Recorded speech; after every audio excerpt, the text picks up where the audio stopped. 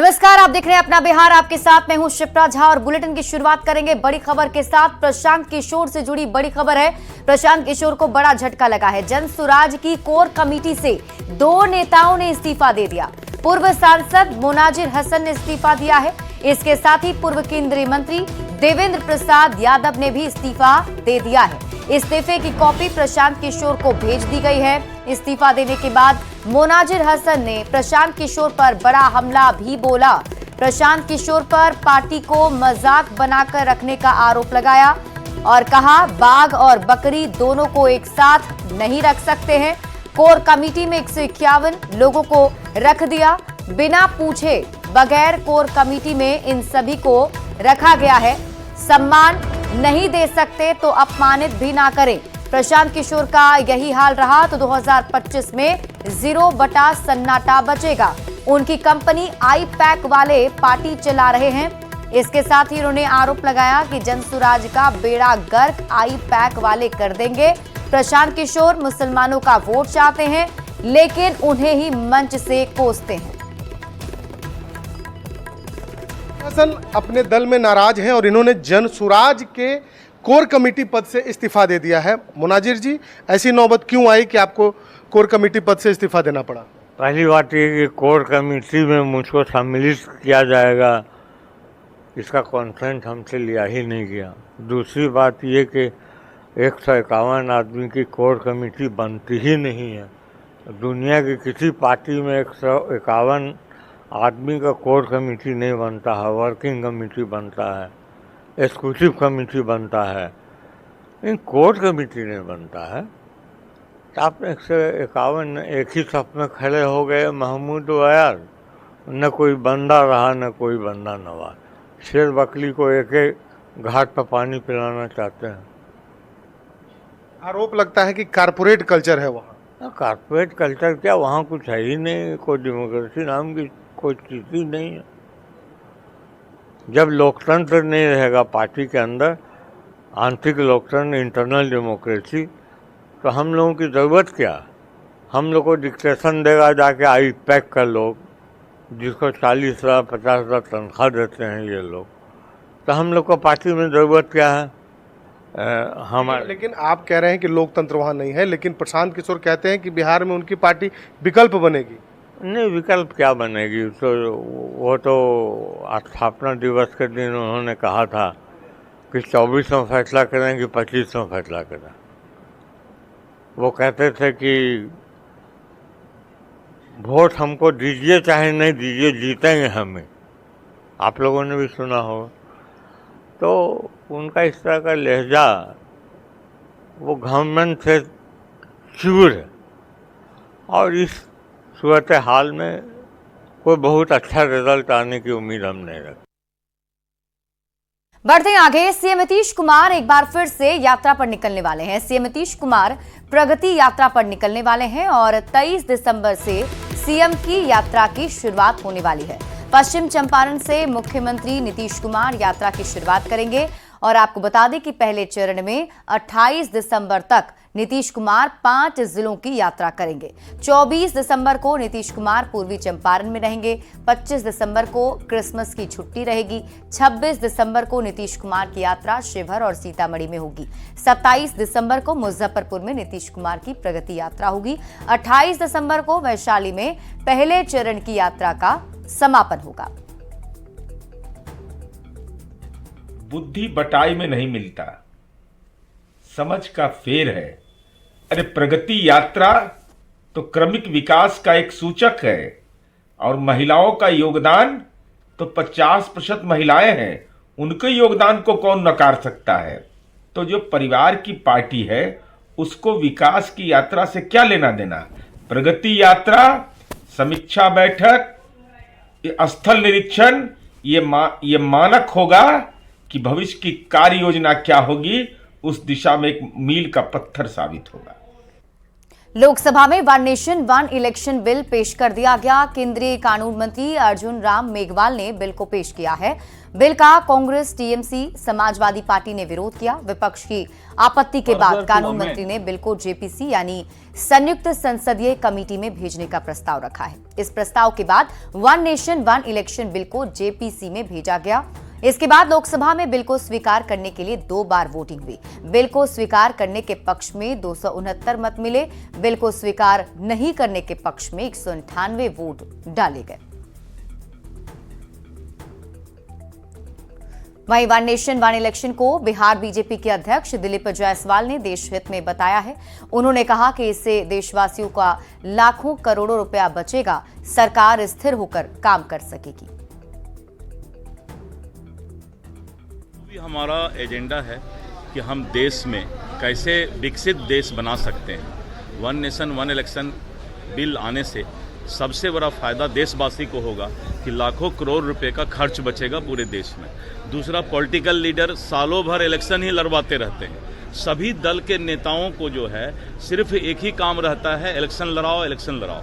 और इलेक्शन होने के चलते आपस में एक दूसरे पर तीखा प्रहार भी होता है। वन नेशन वन इलेक्शन होगा तो आदमी 5 साल पूरे देश में, चाहे वो प्रदेश में हो चाहे देश में हो, सभी सरकार स्थिर होकर अपना काम कर पाएगी। वन नेशन वन इलेक्शन का जेडीयू सांसद और पार्टी के राष्ट्रीय कार्यकारी अध्यक्ष संजय झा ने भी समर्थन किया है। संजय झा ने कहा कि जेडीयू और नीतीश कुमार शुरू से इसके पक्षधर रहे हैं। जेडीयू का मानना है कि लोकसभा और विधानसभा का चुनाव एक साथ हो। लोग जा करके मिल के आए थे रामनाथ कोविंद जी के कमेटी जो है, मैं भी गया था उसमें, और हम लोगों ने कहा कि हम लोग पूरी तरह समर्थन करते हैं लोकसभा और विधानसभा का चुनाव एक साथ हो। जो पंचायत का चुनाव है वो अलग होना चाहिए। और हम लोगों ने तो ये भी कहा कि भाई 5 साल सरकार चले चुनने के बाद हमेशा इलेक्शन मोड में देश रहता है। 1 सेकंड पहले भी तो वन नेशन वन इलेक्शन था। जब चुनाव शुरू हुआ 52 में इस देश में एक ही साथ चुनाव होता था। ये तो गड़बड़ तब हुआ जब कांग्रेस ने राष्ट्रपति शासन लगाना शुरू किया स्टेट में। वन नेशन वन इलेक्शन का राष्ट्रीय लोक मोर्चा के राष्ट्रीय अध्यक्ष और राज्यसभा सांसद उपेंद्र कुशवाहा ने भी समर्थन किया है।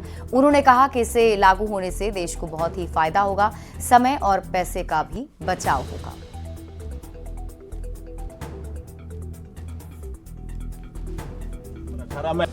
The Constitution one nation one election बहुत ही अच्छा प्रस्ताव है। अगर पारित होता है, कानून बनता है, कार्यान्वित होता है तो देश को बहुत ही फायदा होगा। समय की बचत होगी। बार बार चुनाव होने से समय बर्बाद होता है। पैसा की बचत होगी। पैसा बहुत खर्च होता है। एक बार चुनाव होगा तो पैसा कम लगेगा। हर तरह से लोगों को सुविधा होगी। One nation one election bill के बहाने नेता प्रतिपक्ष तेजस्वी यादव ने केंद्र सरकार पर हमला बोला है। तेजस्वी यादव ने कहा कि लोग संविधान विरोधी हैं और इनका मकसद आरएसएस के एजेंडा को लागू करना है। बीजेपी के लोग वास्तविक मुद्दा पर बात नहीं करते हैं।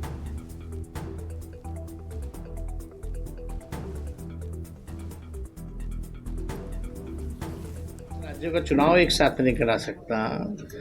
बिहार में एक फेज में चुनाव नहीं करा सकता, उससे क्या उम्मीद की जा सकती है कि वो वन नेशन वन इलेक्शन कराएगा।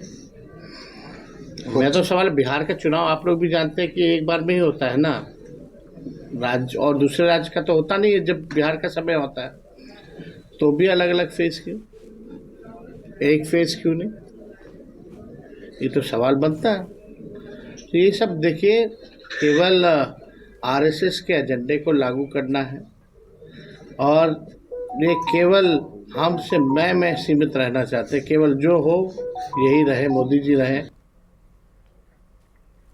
संविधान पर चर्चा के दौरान राज्यसभा में आज बीजेपी के राष्ट्रीय अध्यक्ष जेपी नड्डा ने एक बार फिर से लालू प्रसाद पर तंज कसा है। जेपी नड्डा ने कहा कि 1975 में इमरजेंसी के दौरान मीसा यानी maintenance of internal security act के तहत लालू प्रसाद जेल गए थे। बेटी का जन्म हुआ तो मीसा नाम रखा, लेकिन आज वो उसी कांग्रेस के साथ है। 1 लाख से ज्यादा लोगों को मीसा और डीआईआर में बंद किया गया। अब देखिए, ये जर्नी में बातें आती हैं तो ध्यान में रहती है। मनोज जी बैठे हैं, हमारी मीसा भारती जी पहले सदस्य रही हैं यहाँ की, आजकल लोकसभा की सदस्य हैं। आप लोगों को मालूम नहीं होगा उनका नाम मीसा क्यों पड़ा।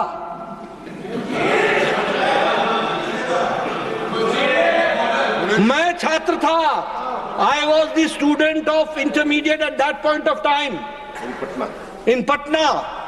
I was twice arrested from the class. हम पढ़ने गए थे, हमको क्लास से अरेस्ट किया गया, हमने वो भी दिन देखे। लेकिन मीसा नाम क्यों पड़ा?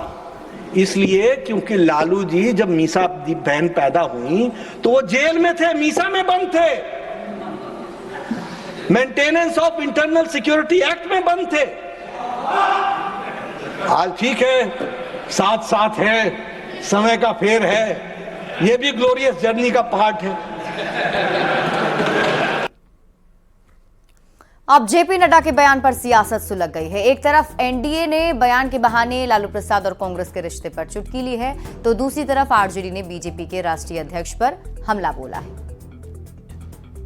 देखिए, आदरणीय जेपी नड्डा साहब मीसा लगा था, maintenance of internal security act, उसी के नाम पे लालू जी ने अपनी पहली बेटी का, प्रथम पुत्री का नामकरण किया था। और यही नहीं, आदरणीय लालू जी ने ये भी कहा था, कांग्रेस का जो निशान है पंजा छाप, कि यह पंजा नहीं खूनी पंजा है। जिस कांग्रेस के निशान को खूनी पंजा कहा, आज अपने स्वार्थ की सिद्धि के लिए उसी कांग्रेस की गोद में बैठ करके गलबहियां कर रहे हैं। संविधान का शिकार करने वाली पार्टी और परिवार, गांधी परिवार, उसके जिसमें को की संविधान संशोधन का खून जिसके मुंह में लग चुका है, उसके गोद में आज बिहार की लालू प्रसाद यादव और उनकी पूरी पार्टी जाकर बैठ गई है। आज जयप्रकाश की आत्मा भी स्वर्ग में इनको देख के कराहती होगी। माननीय जेपी नड्डा जी, ये तो हम तय करेंगे ना कि हमको राष्ट्रहित की बात करनी है या आपके साथ दंगई कामों में लिप्त होना है। बीजेपी दंगई पार्टी है, आरएसएस स्कूल से निकली है, समाज की चिंता नहीं है, समाज में समरसता नहीं रहे, बस इसी तरह की वो काम करती है। आज हम अगर इंडिया अलायंस में है तो हम राष्ट्रहित की बात करते हैं, समाज हित की बात करते हैं। क्या नीतीश कुमार का हाल भी एकनाथ शिंदे जैसा होगा? इस सवाल पर अमित शाह की चुप्पी पर आरजेडी ने जेडीयू पर तंज कसा है और कहा कि 2025 के विधानसभा के चुनाव के बाद जेडीयू खत्म हो जाएगा। इधर शक्ति यादव के बयान पर जेडीयू और बीजेपी ने पलटवार किया है। पत्रकारों ने पूछा कि एकनाथ शिंदे बनेंगे क्या नीतीश कुमार जी? उन्होंने चुप्पी साध ली, कोई सकारात्मक जवाब नहीं दिया। बेचैनी वहां से उठी है और मैं डंके की चोट पर कहना चाहता हूं, जनता दल यू 43-45 सीट जो अभी है ना, 10 सीट भी नहीं बचा पाएगी। राष्ट्रीय जनता दल के नेता या विपक्ष मत घबराए। जिस तरह से अभी बाई इलेक्शन में इनका सुपड़ा साफ हुआ है ना, 2025 के विधानसभा चुनाव में ये डबल डिजिट में भी नहीं पहुंच पाएंगे। माननीय मुख्यमंत्री नीतीश कुमार जी नित्य नए दिन जनता के आशीर्वाद से, जनता के विश्वास से और अपनी नीतियों से वो और मजबूत होते रहे हैं। 2025 के विधानसभा चुनाव में एनडीए का लक्ष्य 225 प्लस है और राष्ट्रीय जनता दल के लिए दहाई अंक तक पहुंचना भी बहुत मुश्किल होगा। राष्ट्रीय जनता दल की लक्ष्मण रेखा दहाई अंक है। और अब बात करेंगे आईएएस संजीव हंस की। आईएएस संजीव हंस के खिलाफ चार्जशीट, गुलाब यादव के साथ मनी लॉन्ड्रिंग का आरोप उन पर लगा है। जांच एजेंसी ईडी ने चार्जशीट दायर कर ली है। आपको बता दें कि सूत्रों के मुताबिक खबर मिल रही है 20,000 पन्नों की चार्जशीट दायर की गई है। चार्जशीट में आईएएस के सहयोगियों के भी नाम शामिल हैं। ईडी ने 23 करोड़ की संपत्ति भी जब्त की है। तो आईएएस संजीव हंस की मुश्किलें और बढ़ने ही वाली है।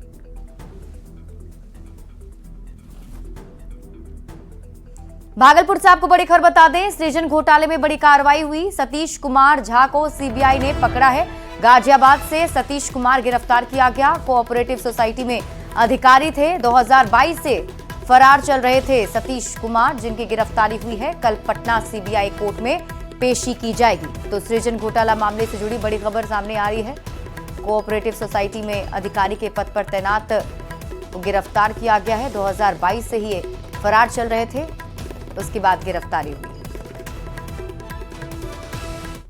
बिहार में डीजीपी विनय कुमार के पदभार ग्रहण करते ही अपराधियों के खिलाफ पुलिस का बड़ा एक्शन भी शुरू हो गया है। पूर्वी चंपारण में 100 से अधिक अपराधियों के खिलाफ प्रशासन ने बड़ी कार्रवाई की। 100 से अधिक फरार आरोपियों के घर की कुर्की कार्रवाई की गई।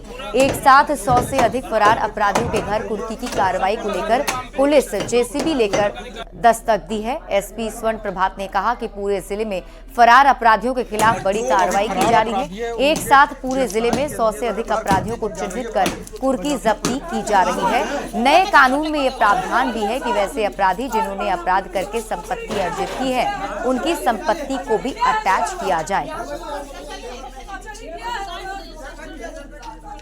जिले के जितने भी 100 टॉप 100 अपराधी थे, उनको चिन्हित किया गया था और 3 दिन का समय दिया गया था सरेंडर करने के लिए। इन्होंने सरेंडर नहीं किया है, तो आज पूरे जिले भर में कुर्की की जा रही है। करीब 100 से भी ज्यादा जो है कुर्की की जा रही है पूरे जिले भर में। बड़ी कार्रवाई है। जितने भी अपराधी हैं उनको पुलिस जेल भेजने और सजा दिलाने के साथ साथ ही अब जो उन्होंने संपत्ति अर्जित की है अपराध से, उसको भी जब्त करने का कार्रवाई किया जाएगा। बड़ी खबर आपको नवादा से बताते हैं, जहां पुलिस ने भारी मात्रा में विदेशी शराब को जब्त किया है। वारसलीगंज थाने के पुलिस ने गुप्त सूचना के आधार पर वारसलीगंज नगर परिषद के उत्तर बाजार मोहल्ले में सुबोध कुमार के घर छापेमारी की, जहां से भारी मात्रा में विदेशी शराब को जब्त किया गया है। साथ ही मौके से 3 कारोबारी को भी गिरफ्तार किया गया। नए साल में शराब को खपाने की तैयारी चल रही थी। श्रीलंका के राष्ट्रपति अनुराग कुमारा दिसनायके राष्ट्रपति बनने के बाद पहली बार बोध गया पहुंचे हैं। राष्ट्रपति महाबोधि मंदिर पहुंचे और भगवान बुद्ध की प्रतिमा का दर्शन कर विशेष पूजा अर्चना भी की। करीब आधे घंटे तक महाबोधि मंदिर के गर्भगृह में भगवान बुद्ध के दर्शन और पूजा अर्चना उन्होंने किए हैं। साथ ही पवित्र बोधि वृक्ष के नीचे कुछ देर के लिए बैठकर ध्यान भी उन्होंने लगाया। वहीं महाबोधि मंदिर परिसर में भगवान बुद्ध से जुड़े एक स्टैचू को काफी बारीकी से देखा और उसे समझा भी। इसके बाद श्रीलंका के राष्ट्रपति श्रीलंका मोनेस्ट्री में भी गए, जहां भगवान बुद्ध अस्थि कलश का दर्शन किया और मत्था टेका। राष्ट्रपति महाबोधि टेम्पल बोधगया में आज पधारे और Bodhgaya temple management committee and जिला प्रशासन की ओर से उनका भव्य स्वागत किया गया। सभी लोग के साथ वो पूजा अर्चना में भाग लिए। उनके साथ कई मिनिस्टर्स श्रीलंका के आए हुए थे। सभी लोगों ने पूजा अर्चना की और बोधि ट्री के पास भी जाकर उन्होंने मेडिटेशन किया और खासकर वो जितना सप्ताह भगवान बुद्ध का मंदिर प्रीमिसेस में समय बीता है, वो सब जगह दर्शन करने का काम श्रीलंकन प्रेसिडेंट ने किया। नागरिकता संशोधन अधिनियम सीएए की अधिसूचना जारी होने के बाद भोजपुर जिले में पहला आवेदन आया है। यह आवेदन बिहार में पहली बार आया है। आवेदन की जांच की जा रही है। जांच प्रक्रिया होने के बाद सिटीजनशिप सर्टिफिकेट सौंपे जाएंगे। आवेदन किसने दिया, इसे अभी डाक विभाग की ओर से गुप्त रखा गया है। जांच प्रक्रिया पूरी होने के बाद इसके बारे में बताया जाएगा। भोजपुर पोस्टल डिवीजन के प्रधान डाकघर आरा में ये पहला पत्र बिहार को प्राप्त हुआ है। सिटीजन्स अमेंडमेंट एक्ट है, इसको डाकघर के द्वारा लागू किया जा रहा है और बिहार में अभी तक एप्लीकेशन नहीं आए थे। जो पहला एप्लीकेशन आया है वो आरा से ही आया है, भोजपुर डिवीज़न से आया है और उसको प्रोसेस किया जा रहा है। जब प्रोसेस करके जो आउटकम होगा, जो रिजल्ट होगा, हम लोग आपको फिर बताएंगे। आरा से बड़ी खबर है। 12 साल के बच्चे के दुष्कर्म के बाद, हत्या के बाद लोगों का गुस्सा फूट पड़ा। लोग धरहरा के पास आरा पटना मुख्य मार्ग को जाम कर हंगामा कर रहे हैं। लोग आरोपी को सरेआम फांसी देने और जल्द से जल्द सजा दिलाने की मांग कर रहे हैं। जाम के कारण गाड़ियों की लंबी कतार मौके पर लगी हुई है। पुलिस लोगों को समझाने की कोशिश कर रही है, लेकिन लोग मानने को तैयार नहीं है। बड़ी खबर आपको औरंगाबाद से बताते हैं, जहां 2 ट्रक की आमने सामने की टक्कर हो गई, जिसमें ड्राइवर गंभीर रूप से घायल हो गया है। वहीं हादसे के बाद ट्रक पर लदे रिफाइंड तेल का हुए रिसाव के बाद ग्रामीणों में तेल लूटने की होड़ मच गई। पटना दाऊदनगर थाना क्षेत्र के जिनेरियो के पास की एक घटना है। बाद में मौके पर पुलिस पहुंची, लोगों को वहां से हटाया गया।